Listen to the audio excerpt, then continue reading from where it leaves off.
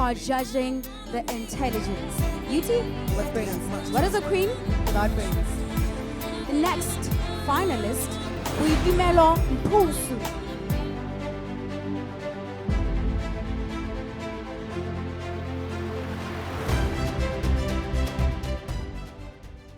You are indeed an icon of inclusivity. My question is to you.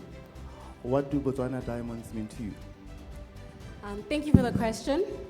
Botswana diamonds, let's first start off, what is a diamond? A diamond is a natural resource, a crystal found deep within the earth.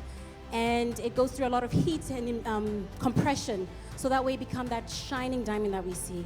And I believe that diamonds is what we represent as women around Botswana. We go through our experiences and our challenges to be able to stand before you and be able to bring our platforms, our advocacy to you, to be able to include everybody else. Our diamonds as well has also grown our economy.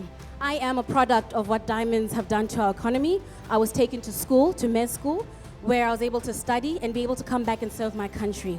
So diamonds to me is what we represent as women here. Thank you.